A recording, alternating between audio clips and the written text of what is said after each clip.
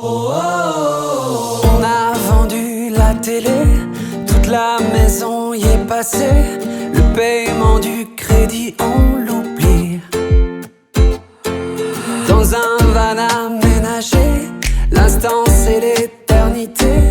On roule au présent vers la... Aujourd'hui, nous avons le plaisir de recevoir un artiste exceptionnel, Bezac Arthur. À 18 ans, il découvre une guitare appartenant à son père. Rapidement, il met ses textes en musique et se lance dans une aventure musicale. Après un diplôme de journalisme, il part sur les routes d'Espagne comme musicien de rue. De retour, convaincu que la musique est sa voix, il crée son projet Bezac Arthur, inspiré par Arthur Rimbaud et Bob Dylan. Son premier album, Lever l'encre, né de ses voyages en Asie et en Amérique du Nord, le propulse sur scène pour 50 dates. Avec le soutien des internautes, il réalise son rêve d'un tour du monde pour l'enregistrer. À 30 ans, une révélation personnelle bouleverse sa vie. Il apprend que son père n'est pas son père biologique. Ce choc le pousse à un voyage intérieur qui aboutit à son deuxième album, À l'intérieur, un récit de renaissance et de quête de sens. Bezac Arthur nous invite à explorer notre propre liberté à travers sa musique, ses concerts et ses séances de méditation. Préparez-vous à un voyage musical unique. Accueillons chaleureusement Bezac Arthur. Ah, Bezac Arthur. Bonjour. Bonjour, comment ça va? Ça va et toi Marc? Ah, ça va très bien. Tu as l'air d'être en vacances ici. C'est un peu les vacances là, ouais. Ah, c'est chouette. On est à la plage. On pourrait t'appeler le Globe Singer. Te considères-tu plus comme chanteur ou plus comme voyageur? Ou les deux sont-ils intimement liés? Moi c'est vraiment le voyage et la chanson sont pour moi des conditions un peu sine qua non de mon projet. C'est vraiment le voyage qui va me mener en fait à écrire et à développer mes chansons. C'est vraiment toujours été le mouvement qui m'a mis en motivation pour mon projet. Les rencontres aussi au bout du monde et le fait d'être toujours curieux, d'aller voir un peu à l'autre bout du monde ce qui se passe et tout ce que les médias ne disent pas. C'est un peu l'idée. Tu prépares un album avec un appel au crowdfunding. Peux-tu nous parler de ce projet? Quand est-il prévu? Et les chansons sont-elles déjà écrites? Et ce sera, je crois, ton 4e album. Alors, beaucoup de questions en une fois.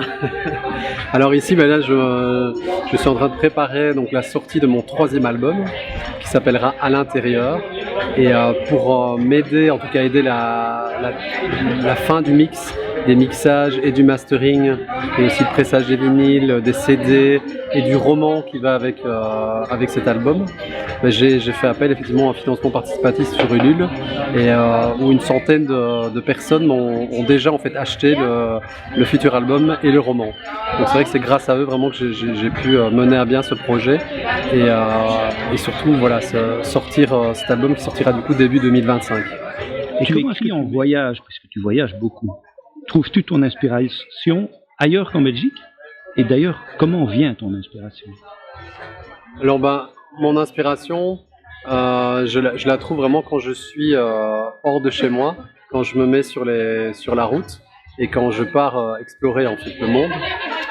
Pour moi, c'est vraiment important de pouvoir sortir de ses habitudes. J'ai l'impression que c'est nos habitudes qui nous piègent en fait dans la vie. C'est elles qui nous enferment et qui nous empêchent beaucoup de vivre en fait, en tout cas d'évoluer. Et j'ai trouvé ce truc personnel, ou voilà, j'imagine que d'autres gens doivent l'utiliser aussi, mais qui est le voyage et qui permet justement de débloquer un petit peu ce piège des habitudes, parce que dans le voyage tout peut arriver, à n'importe quel moment, on peut perdre son sac, on peut perdre peut-être son compagnon de voyage, on peut perdre peut-être son temps. En tout cas, on a l'impression que le temps n'existe pas dans le voyage. On est toujours dans l'instant présent. Tout peut arriver. Papa, parle-nous un peu de tes origines, de tes parents. Et d'où vient cette envie de faire de la musique et de chanter? Le plus lointain souvenir avec la musique, moi, ça a été une guitare qu'on avait chez moi. Une guitare que j'ai trouvée dans le grenier familial. Et mon père, en fait, quand on était petit, je l'ai retrouvé à 18 ans. Et j'avais oublié, en fait, quand on était petit, il nous jouait parfois. de la guitare, les jeux interdits à Aznavour, des vieux chanteurs français. Et ça aussi, ça a été pour moi la première en fait, connexion avec la musique. Mon père m'a effectivement amené cette guitare, nous a montré un petit peu voilà, la musique, même si lui n'était pas vraiment un musicien, on va dire, il aimait y toucher, il aimait ce côté. Je crois qu'il avait aussi un accordéon, mais qu'il n'a pas gardé très longtemps. Qu'est-ce que ça signifie d'être chanteur en Belgique? Quel est ton rêve en tant que chanteur? Ouais, je pense que le rêve de tout chanteur, c'est de pouvoir un jour être écouté. En tout cas, ça n'a aucun sens de chanter juste pour soi-même, même si ça peut faire du bien, un petit peu sous la douche. Donc le rêve d'un chanteur dans un petit pays qui est divisé en 3 parties linguistiques et du coup en 3 parties culturelles, c'est peut-être d'aller plus loin, de viser la France, de viser le Canada. Mais moi, j'aime encore aller plus loin que ça. Lors de mes voyages ici, je collabore avec des musiciens indiens notamment, parce que je crois qu'il n'a pas de frontières pour la musique et pour les arts. Et je crois tellement en ça que je veux mélanger à l'intérieur de ma musique tous ces instruments.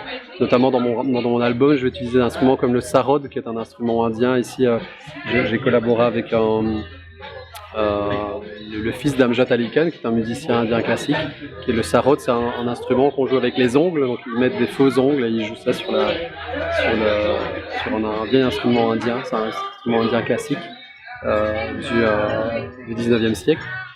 Et donc, pour moi, c'est merveilleux de pouvoir vraiment mélanger tous ces instruments à ma musique. Tu as fait les premières parties de Axel Red, de Vianney, etc. Quelle collaboration artistique t'a le plus marqué? Moi, j'ai un souvenir assez beau avec Icar, qui à l'époque collaborait avec Axel Red. Et il est venu me voir un peu par hasard. Enfin, on dit dans la vie qu'il n'y a pas de hasard. Et il m'a vu dans un bar un soir. Et après le concert, il m'a proposé de faire sa première partie à Lille avec Axel Red du coup. Et ça, c'est vrai que c'était pour moi parce que moi, je savais même pas qui était Icar à l'époque. Et c'était un beau souvenir, une belle rencontre. Alors, si tu pouvais faire un duo de rêve avec quelqu'un, ce serait qui? Un duo de rêve, tu me parlais tout à l'heure de Vianney que j'ai rencontré. Oui, je pense que c'est à l'heure actuelle, en tout cas dans tout ce qui est chanson French pop, et que moi en plus je vise effectivement ce territoire pour un artiste belge, la France c'est vraiment presque indispensable. Et oui, ce serait certainement Vianney. Ce serait merveilleux de faire quelque chose avec lui. Yann Kelly, c'était une belle rencontre aussi. Ça a été le premier artiste que j'ai rencontré pendant mon tour du monde en musique. C'était vraiment le déclencheur pour moi et la confirmation effectivement aussi du voyage et des rencontres. Pour mon 2e album, je suis parti au Canada, Mexique, Taïwan et au Burkina Faso.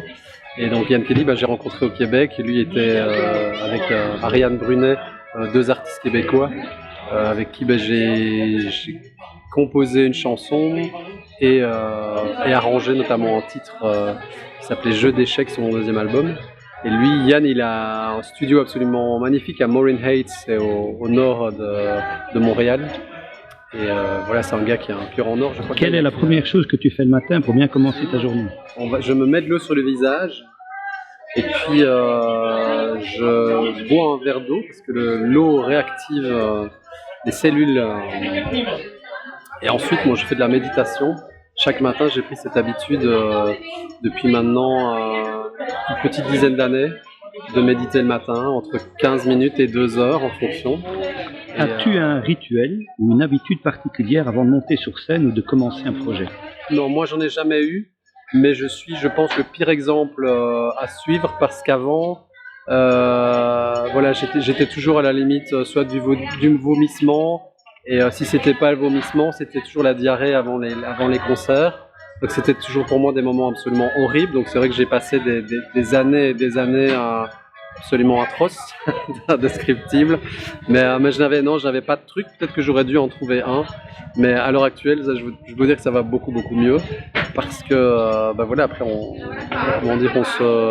on s'y fait. Et la méditation aussi m'aide énormément, le fait de pouvoir comprendre que tout ce processus, tout ce stress et cette chose d'être sur scène, voilà, c'est juste un jeu. Quelle est la chose la plus surprenante que les gens ignorent à ton sujet? Écoute, oui, ça peut être des expériences de voyage. C'est vrai, quelque chose que je n'ai jamais dit et qui me passe par la tête maintenant, c'est que j'ai failli mourir dans une rivière en Indonésie. Une espèce de raft que des personnes de la jungle avaient fabriqué pour moi.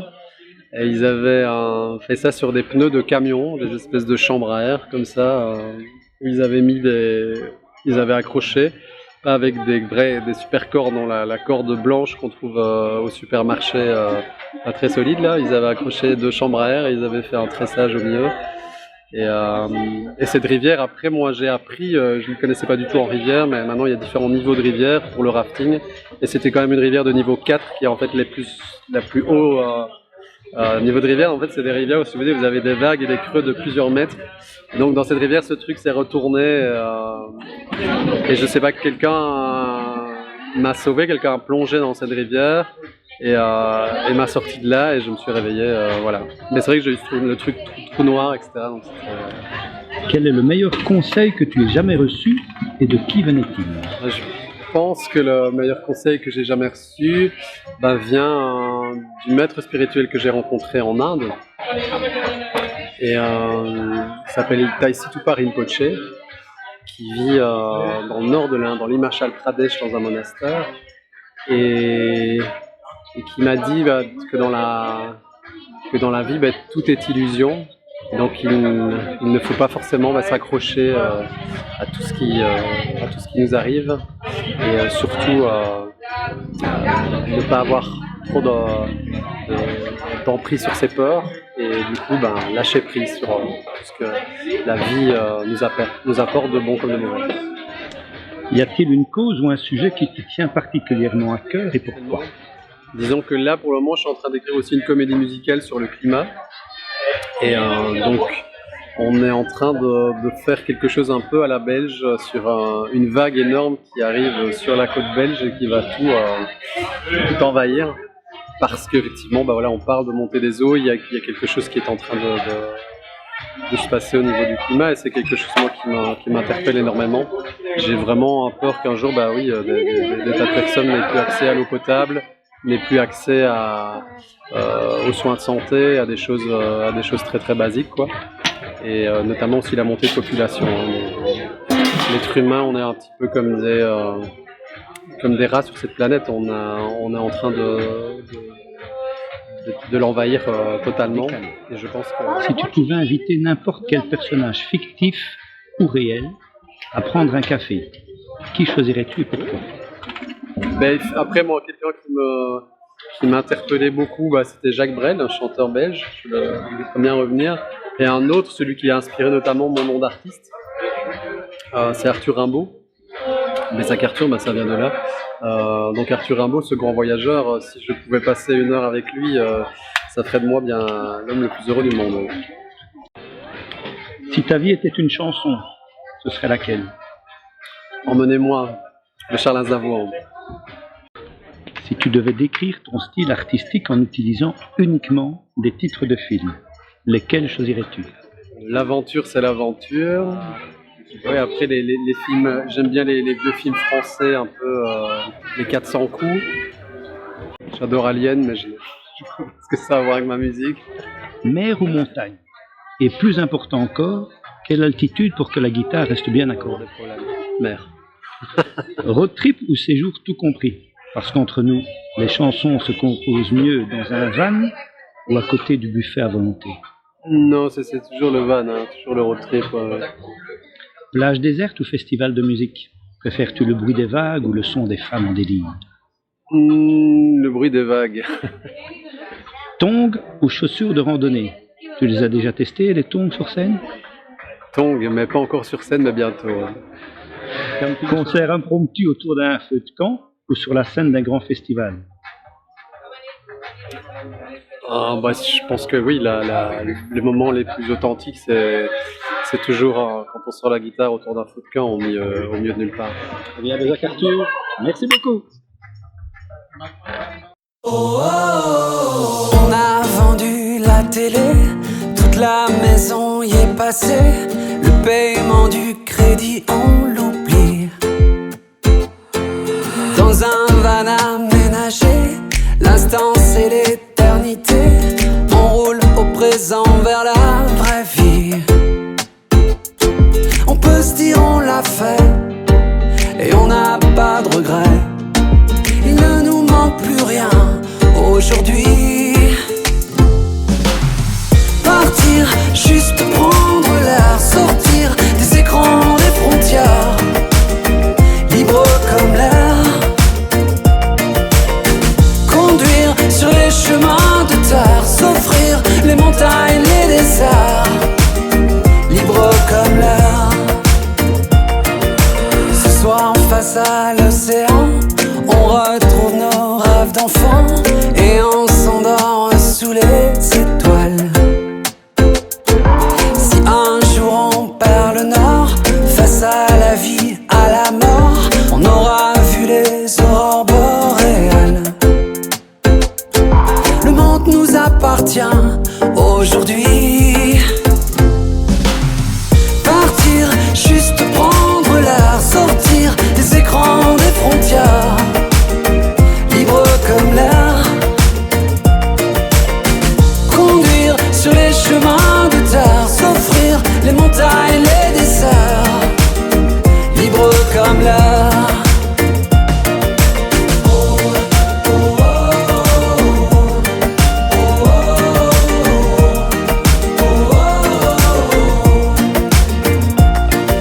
On sera plus nombreux à tenter l'aventure. Ça en vaut la peine si rien ne dure. Partir, juste prendre l'air, sortir des écrans, des frontières, libre comme l'air. Conduire sur les chemins de terre, s'offrir les montagnes, les déserts, libre comme l'air. Partir, juste prendre l'air, sortir des écrans, des frontières, libre comme l'air. Conduire sur les chemins de terre, s'offrir les montagnes, les déserts, libre comme l'air.